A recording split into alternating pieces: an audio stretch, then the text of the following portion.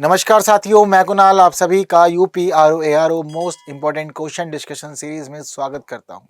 हमारे आज की वीडियो में रोज की तरह हम आज फिर कुछ प्रश्नों पर चर्चा करेंगे जो आरओ परीक्षा के हिसाब से महत्वपूर्ण है। तो आइए देखते हैं कि आज कौन कौन से प्रश्न पूछे जाने हैं और उनसे जुड़ी हुई कौन कौन सी खास बातें आपको पता होनी चाहिए। तो आज की इस वीडियो से हमारा जो पहला प्रश्न है वो कह रहा है कि मुगल काल के अंतर्गत जिस भूमि पर निरंतर 2-3 वर्ष तक कृषि नहीं की जाती थी वो क्या कहलाती थी, आपको बताना है। पोलज, परती, चाचर या बंजर।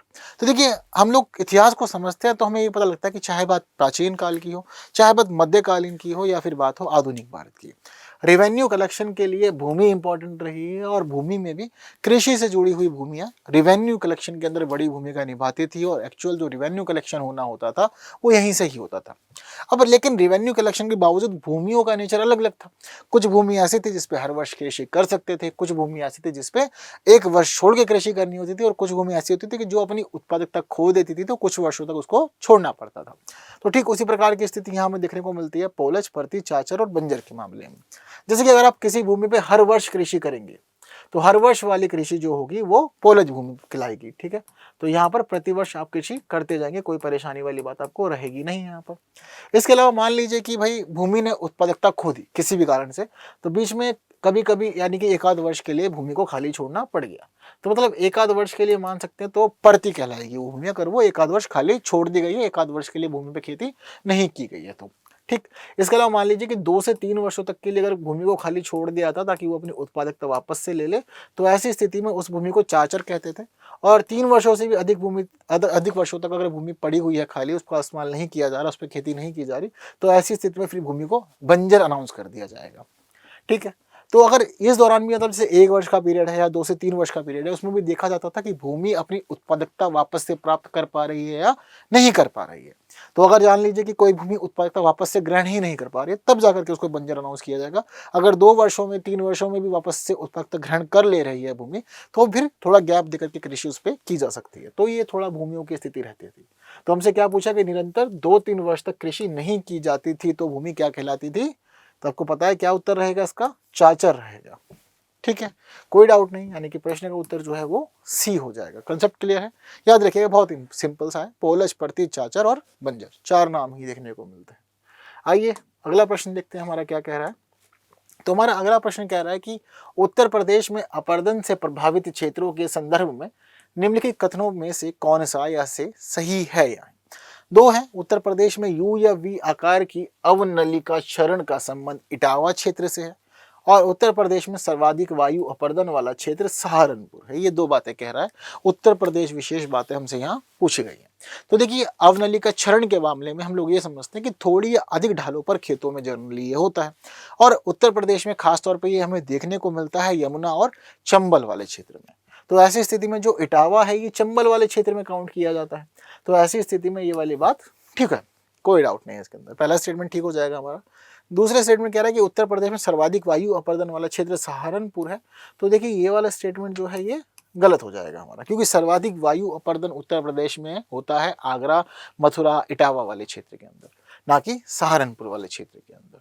ठीक है, तो आगरा, इटावा, मथुरा के आसपास वाले जो क्षेत्र हैं, जो जिले हैं, वहां पर हम लोग सर्वाधिक वायु अपर्दन की स्थिति महसूस करते हैं। और स्थिति आजकल इतनी प्रकार से दोभर हो चुकी है, इतनी खराब हो चुकी है कि उत्तर प्रदेश के अंदर एक वर्ष में 3200 एकड़ कृषि योग्य भूमि खो दे रहे हैं हम लोग, उसका ह्रास हो रहा है और वहां पर रेगिस्तानी मृदा आ जा रही है, उसका प्रतिशत बढ़ रहा है। तो काफी हानि हो रही है फिलहाल यहाँ पे। ठीक है, तो पहला जो यहाँ पर स्टेटमेंट है वो सही है, दूसरा स्टेटमेंट गलत है।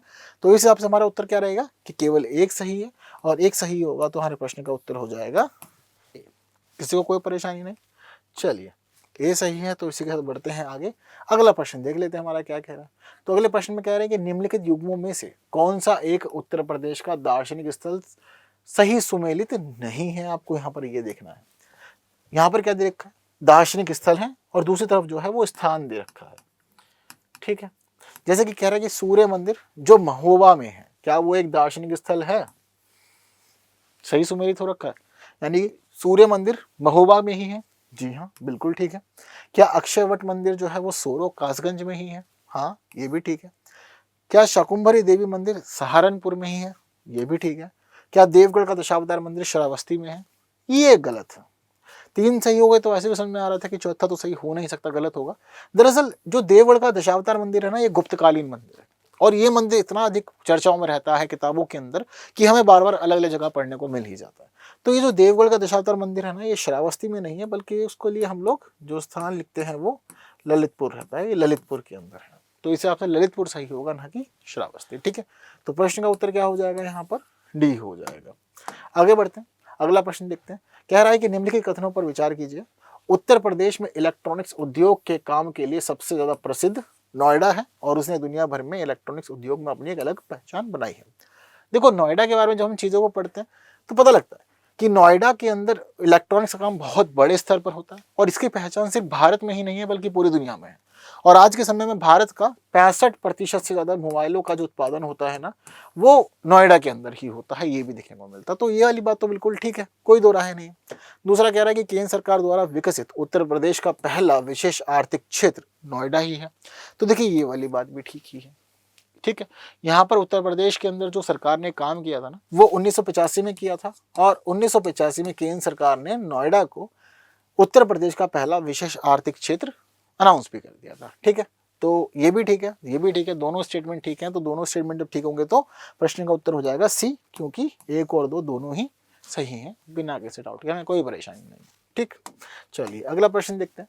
तो हमारा अगला प्रश्न कह रहा है कि निम्नलिखित युग्मों में से कौन सा एक सही सुमेलित नहीं है। पूछे गए हैं संस्थान और स्थान। पूछ रहा है कि बताइए कौन सा स्थान और संस्थान सही सुमेलित नहीं हो रखा है। जैसे कि राजीव गांधी पेट्रोलियम इंस्टीट्यूट क्या अमेठी में है या कहीं और है। तो देखिए, राजीव गांधी पेट्रोलियम इंस्टीट्यूट जो है या फिर संस्थान, वो अमेठी के अंदर ही है। ठीक है, बिल्कुल ठीक, सही सुमेलित हो रखा है। भारतीय पशु चिकित्सा अनुसंधान संस्थान क्या बरेली में है या कहीं और है। तो बरेली में ही है, बात इसकी भी ठीक है। अब 2 ठीक हो गए, 2 बचे हैं, तो इनमें से एक सही होगा, एक गलत होगा, स्वाभाविक बात है ये वाली भी। तो अंतर्राष्ट्रीय चावल अनुसंधान केंद्र गोरखपुर में है या नहीं, और भारतीय शुगर केन यानी कि गन्ने का अनुसंधान संस्थान लखनऊ में है या नहीं, ये देखने वाली बात है। तो देखिए, इसमें जो डी है ना, ये सही है, सी सही नहीं है, क्योंकि अंतर्राष्ट्रीय चावल अनुसंधान केंद्र गोरखपुर के अंदर नहीं है, बल्कि यह वाराणसी में है। ठीक है, तो इस हिसाब से सी जो है वो हमारे प्रश्न के लिए सही उत्तर है। यहाँ पे क्लियर सभी को, संस्थानों के स्थान जरूर याद रखिएगा। ठीक है, अगला प्रश्न हमारा कह रहा है कि 2 स्टेटमेंट है, फिर दोबारा जरा एक बार विचार करो। तो उत्तर प्रदेश में शास्त्रीय नृत्य कथक में ठुमरी गायन का समावेशन, कथक में ठुमरी गायन का समावेशन बिंदादीन ने किया था। कथक शास्त्रीय नर्तक बिरजू महाराज का संबंध वाराणसी घराने से है। तो देखिए, कहानी जो है वो कथक के आसपास घूम रही है और 2 बातें हमसे पूछ रहे हैं कि ठुमरी गायन का समावेशन किसने किया और बिरजू महाराज किस घराने से संबंधित है, आपको ये बताना है। तो देखिए, जब हम उत्तर प्रदेश और कथक की कहानी पढ़ते हैं तो हमें यहाँ पर यह पता लगता है कि उत्तर प्रदेश के पास में सिर्फ एक ही शास्त्रीय नृत्य है अपना, और अपना शास्त्रीय नृत्य उसका कथक है। अब कथक की स्थिति में हमें यह पता लगता है कि कथक की जो विकास हुआ है यह हुआ है ब्रजभूमि की रासलीला से। अब हम देखते हैं कि इसके घराने कितने, इसके घराने 2 हैं, एक लखनऊ घराना है और एक वाराणसी कह देते हैं, लेकिन इसको बनारस घराना कहा जाता है। ठीक है, लखनऊ और बनारस घराना कहा जाता है। अब इस दौरान हमें यहाँ पर यह देखना है कि भाई जो कथक में ठुमरी गायन का समावेशन हुआ है वो बिंदादीन ने किया है या किसी और ने। तो देखिए, ये बात ध्यान रखिएगा कि ये काम बिंदादीन के द्वारा ही किया गया था, एक प्रसिद्ध कलाकार रहे हैं इसके अंदर। ठीक है, तो बिल्कुल बात सही है इनकी। और कथक शास्त्रीय नृत्य बिरजू महाराज का संबंध वाराणसी घराने से है, ये वाला स्टेटमेंट दरअसल गलत है, क्योंकि बनारस घराने संबंधित नहीं है। वो दूसरा घराना कौन सा था, लखनऊ, जो कि आपको मैंने बताया था। तो लखनऊ घराने से संबंधित है वो, ना कि बनारस घराने से। तो इसी वजह से दूसरा स्टेटमेंट जो है हमारा गलत है, पहला स्टेटमेंट बिल्कुल ठीक है। और जब पहला स्टेटमेंट ठीक होगा तो हमारे प्रश्न का उत्तर क्या रहने वाला है, एग्जैक्टली बिल्कुल सही कह रहे हैं आप लोग, ए ही इसका सही उत्तर है। ठीक है, आइए अगला प्रश्न हमारा कह रहा है कि उत्तर प्रदेश के संदर्भ में निम्नलिखित कथनों पर विचार कीजिए। तो 2 स्टेटमेंट दे रखे हैं। पहले में पूछ रहे हैं हमसे विठुर गंगा महोत्सव के बारे में कि विठुर गंगा महोत्सव का आयोजन झांसी में किया जाता है। बाद में कह रहे हैं दूसरे स्टेटमेंट में कि सुलह कुल महोत्सव का आयोजन आगरा में किया जाता है। बताइए दोनों सही हैं या नहीं सही हैं, क्या है आपकी राय। तो देखिए, पहले बात करते हैं विठुर गंगा महोत्सव की। तो देखिए, विठुर गंगा महोत्सव का आयोजन कानपुर में बिदूर नामक स्थान पर किया जाता है और हर वर्ष इसका आयोजन होगा कार्तिक महीने के अंदर गंगा के तट पे। ठीक है, तो झांसी में नहीं होगा, ये गलत है, कानपुर होना चाहिए यहाँ पर। कानपुर होगा तो ही प्रश्न का उत्तर सही रहेगा। ठीक है, क्लियर है सभी को? बढ़िया। अब सुलह कुल महोत्सव का आयोजन क्या आगरा में किया जाता है? तो देखिए सुलह कुल महोत्सव का आयोजन आगरा में किया जाता है और ये हिंदू मुस्लिम एकता का प्रतीक है। ठीक है, ये भी चीजें क्लियर हैं। तो ये वाला स्टेटमेंट ठीक है, पहला स्टेटमेंट गलत है, दूसरा स्टेटमेंट ठीक है। और अब दूसरा स्टेटमेंट ठीक होगा तो केवल 2 यानी कि बी हो जाएगा हमारे प्रश्न का सही उत्तर। ठीक, कोई डाउट किसी को? अगला देखते हैं क्या कह रहा है। फिर 2 स्टेटमेंट है पत्र पत्रिकाओं के बारे में। सबसे पहले कह रहा है कि उत्तर प्रदेश के पहले हिंदी साप्ताहिक पत्र बनारस अखबार का प्रकाशन वर्ष 1845 में राजा शिव प्रसाद ने किया था। क्या ये बात सही है? ठीक है। इसके अलावा दूसरा स्टेटमेंट है कर्मयोगी पत्रिका का प्रकाशन सुंदरलाल के द्वारा गोरखपुर से किया गया था। क्या ये वाली बात ठीक है? तो 2 स्टेटमेंट दे रहा है। तो देखिए उत्तर प्रदेश के पहले हिंदी साप्ताहिक पत्र बनारस अखबार का प्रकाशन वो 1845 में ही हुआ था और 1845 में राजा शिव प्रसाद के द्वारा ही किया गया था। ये बात बिल्कुल ठीक ही है, इसमें कोई डाउट है नहीं। कर्मयोगी पत्रिका का प्रकाशन सुंदरलाल ही करते थे, ये वाली बात भी ठीक है, लेकिन यहाँ तक ठीक है, आधी बात ठीक है। कह रहा है गोरखपुर से किया करते थे, तो गोरखपुर यहाँ पर नहीं आएगा, गोरखपुर यहाँ गलत हो गया है, क्योंकि ये यहाँ पर ये काम किया करते थे कहाँ से?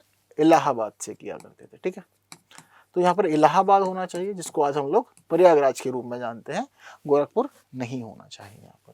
तो दूसरा स्टेटमेंट जो है वो गलत है, पहला स्टेटमेंट सही है, और पहला स्टेटमेंट सही होगा तो ए हमारे प्रश्न का सही उत्तर हो जाएगा बिना किसी डाउट के। ठीक, आगे बढ़ते हैं, अगला देखते हैं। उत्तर प्रदेश के संदर्भ में निम्नलिखित कथनों पर विचार कीजिए। तो उत्तर प्रदेश में सर्वाधिक गेहूं उत्पादकता गंगा घाघर दोआब क्षेत्र में है और उत्तर प्रदेश का सर्वाधिक गेहूं उत्पादक जिला बलिया है। ये हमसे पूछ रहा है। तो देखिए गेहूं उत्पादकता समझनी है पहले हमें। उत्तर प्रदेश में गेहूं का उत्पादन काफी अच्छे से होता है, इसमें कोई डाउट नहीं है। और ये भी देखने वाली बात है कि उत्तर प्रदेश के अंदर जो कृषि योग्य भूमि है, उस कुल भूमि के अंदर 24% भूमि पर ना गेहूं का ही उत्पादन किया जाता है। ये भी खास बात है। तो गेहूं का उत्पादन तो बहुत अच्छा होता है, लेकिन सर्वाधिक गेहूं उत्पादकता क्या गंगा घाघर दोआब क्षेत्र में होती है? क्या कहना है आपका? तो देखिए इस मामले में बात ध्यान रखना है कि ये वाला स्टेटमेंट बिल्कुल ठीक है, क्योंकि गंगा घाघर दोआब क्षेत्र में ही होती है। ठीक है, गेहूं की फसल जो होती है वो रबी की फसल होती है, अक्टूबर से नवंबर में बोते हैं, इसको अप्रैल मार्च में काट लेते हैं। और ये भी ध्यान रखिएगा कि गंगा घाघर दोआब क्षेत्र के अंदर गोरखपुर ऐसा स्थान है, एक ऐसा जिला है जहां पर सबसे अधिक गेहूं का उत्पादन देखा जाता है। ठीक है, चीजें क्लियर हैं सभी को? इसके अलावा उत्तर प्रदेश सर्वाधिक गेहूं उत्पादक जिला बलिया नहीं है। ठीक है, क्या है? गोरखपुर है। सर्वाधिक गेहूं उत्पादकता कहाँ होती है, कौन है सबसे ज्यादा उत्पादक करने वाला जिला? गोरखपुर, ना कि बलिया। तो पहला स्टेटमेंट ठीक है, दूसरा स्टेटमेंट गलत है, तो हिसाब से प्रश्न का उत्तर जो है वो ए हो जाएगा। कोई परेशानी वाली बात होनी नहीं चाहिए यहाँ पर। चलिए अगला देखते हैं। 10वां प्रश्न हमारा कह रहा है कि उत्तर प्रदेश के संदर्भ में निम्नलिखित कथनों पर विचार कीजिए। 2 कथन दे रहे हैं। कह रहा है कि उत्तर प्रदेश की सबसे बड़ी नहर प्रणाली यमुना नहर है, जिसका निर्माण 1820 में किया गया था। उत्तर प्रदेश के आगरा और मथुरा में पेयजल की समस्या को दूर करने के लिए लवकुश बैराज का निर्माण किया गया है। अब ये मुझे पूछ रहा है यहाँ। ठीक है, तो पहले मैं पूछ रहा कि सबसे बड़ी नहर प्रणाली यमुना नहर है और इसका निर्माण 1820 में किया गया है या नहीं किया गया, ये बता रहा है। ठीक है, तो देखिए ये बात ध्यान रखिएगा कि उत्तर प्रदेश सबसे बड़ी नहर जो है ना वो यमुना नहर नहीं। ठीक है, उत्तर प्रदेश सबसे बड़ी नहर यमुना नहर नहीं है। कौन सी नहर है? तो यहाँ पर याद रखिएगा, नाम आना चाहिए शारदा का। उत्तर प्रदेश में सबसे बड़ी नहर जो है वो शारदा है। और शारदा का निर्माण कब किया गया था? 1920 में किया गया था। काम इसका 1928 में पूरा हो गया था। तो पहला स्टेटमेंट हमारा गलत है इस साल में। दूसरा कह रहे हैं कि उत्तर प्रदेश के आगरा और मथुरा के पेयजल की समस्या को दूर करने के लिए लवकुश बैराज का निर्माण किया गया था। क्या ये बात सही है? दरअसल ये वाली बात भी यहाँ पर गलत है। लवकुश बैराज का निर्माण आगरा और मथुरा में पेयजल की समस्या को दूर करने के लिए नहीं किया गया था। दरअसल आगरा और मथुरा में पेयजल की समस्या को दूर करने के लिए जिस बैराज का निर्माण किया गया था उसको कहा जाता है गोकुल बैराज। क्या कहा जाता है? गोकुल बैराज। हालांकि उत्तर प्रदेश में लवकुश बैराज भी है, तो लवकुश बैराज के पास जिम्मेदारी है कानपुर की। ठीक है, ना कि आगरा मथुरा की। तो इस हिसाब से दूसरा स्टेटमेंट भी हमारा गलत हो गया, ये भी सही नहीं है। ठीक है, चीजें क्लियर हैं सारी की सारी। यहाँ पर एक बात और ध्यान रखिएगा, यमुना नहर सबसे बड़ी नहीं है, लेकिन यमुना नहर सबसे पुरानी है और इसका निर्माण जो है 1820 नहीं बल्कि 1830 में किया गया था। ठीक है, तो पुरानी के मामले में तो ठीक रहेगी, लेकिन बड़ी के मामले में ये ठीक नहीं है। तो दोनों ही स्टेटमेंट गलत हो गए, दोनों ही गलत हो गए, तो प्रश्न का उत्तर जो है वो सी हो जाएगा, ना तो 1 और ना ही 2। ठीक है, क्लियर है सभी को? बढ़िया। तो आज की वीडियो में हमारे जो इंपॉर्टेंट प्रश्न थे उन सभी पर हो गया है डिस्कशन और सारी बातें हम लोगों ने अच्छे से समझ भी ली है। अब आपका काम यह है कि आप इसको शेयर कीजिए बाकियों के साथ में, और जिन्होंने लाइक नहीं किया लाइक कर दीजिए। बाकी की बातें होगी अगली वीडियो में कुछ नए प्रश्नों के साथ। तब तक के लिए दीजिए मुझे विदा। Thank you so much.